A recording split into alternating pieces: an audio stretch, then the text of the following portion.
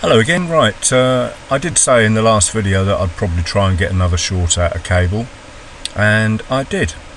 So you know, excuse me, it's important to remember the higher time frames always lead the way, so always look at those. And look what happened. We had a bust and a break and close here on the 30-minute, just before that red dotted line there. Pull back as expected when you get that sort of candlestick arrangement, a big red candle breaking through support.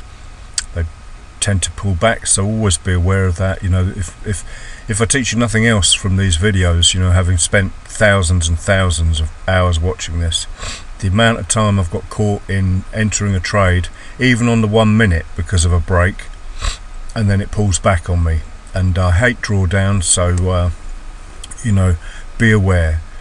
Probably, you know, well, just you just got to practice, really. I was going to say, well, you know, trade the break of the candle, but that doesn't always work either. So just watch for the pullback. If it goes without you, the safest way is just to let it go and look for another opportunity until you get better at this, should I say.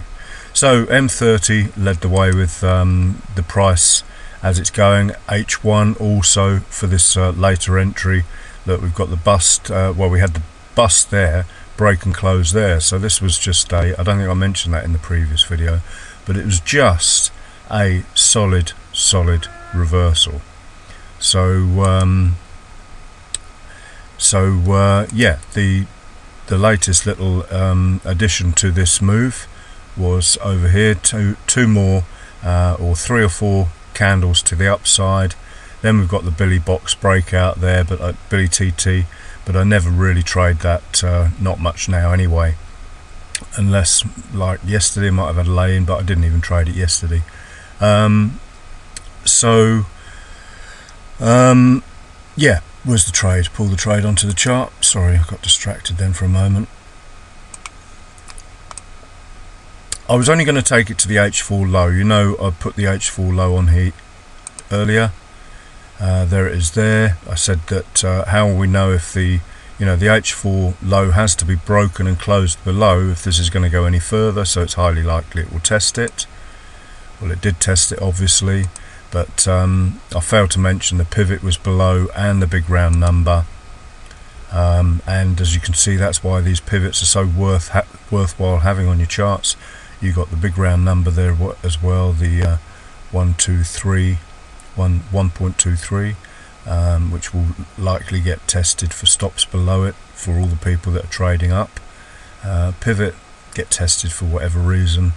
And now it's worth mentioning, so this was a 6 pip net of spread trade, and the previous one was just over 7. It's worth mentioning that this is part of a daily reversal to the long side. Low, high, high, low, lower, high, lower, low, and then low, high, and finally the break and close. We've closed through all of this resistance here, the high of that candle, that one, and all the other ones. So we've come back and tested that resistance as support now. This could easily start to move on up again. So but remember the disclaimer, never trade what I talk about on here.